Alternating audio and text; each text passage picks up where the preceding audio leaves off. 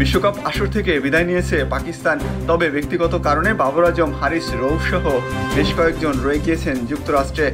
কিন্তু এরই মাঝে অনাকাঙ্ক্ষিত এক ঘটনার মুখে পড়েন রৌফ।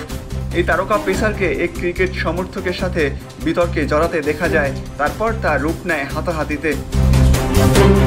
কেউ একজন ওই ঘটনার ভিডিও সামাজিক যোগাযোগ মাধ্যমে প্রকাশের পরপরেই ভাইরাল হয়ে যায়। নেটিজেনদের ব্যাপক সমালোচনার মুখে পড়েন হারিস রৌফ। এবার সেই ভিডিও নিয়ে নিজেই পোস্ট করেছেন হারিস। ওই পোস্টে তিনি বলেন, আমি এই বিষয়টি সামাজিক যোগাযোগ মাধ্যমে আনতে চাইনি, কিন্তু এখন যেহেতু ভিডিও ছড়িয়ে পড়েছে, পরিস্থিতি কী ছিল সেটাই জানানো দরকার বলে মনে করছি।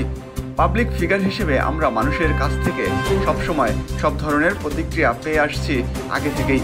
তারা আমাদের সমর্থন কিংবা সমালোচনা করে, কিন্তু যখন এটি আমার বাবা মা কিংবা পরিবারকে জড়িয়ে, তখন আমি প্রতিক্রিয়া দেখাতে দ্বিধা করব না। প্রতিটি মানুষ ও পরিবারের প্রতি সম্মান দেখানোটা গুরুত্বপূর্ণ, পেশাগতভাবে তাদেরকে আমি যতই পছন্দ করি না কেন।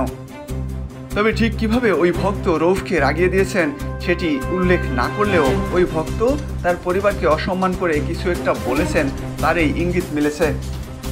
অন্যদিকে পাকিস্তান ক্রিকেট বোর্ডের চেয়ারম্যান মহসিন নাকভি এক টুইট তথা এক্সে বলেন, হারিস রৌফের সঙ্গে হওয়া ন্যাক্কারজনক ঘটনার তীব্র নিন্দা জানাই।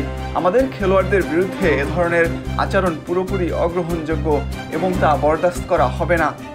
যারা জড়িত তাদের অবশ্যই হারিস রৌফের কাছে অবিলম্বে ক্ষমা চাইতে হবে। ক্ষমা না চাইলে আমরা দায়ী ব্যক্তিদের বিরুদ্ধে আইনি ব্যবস্থা নেব।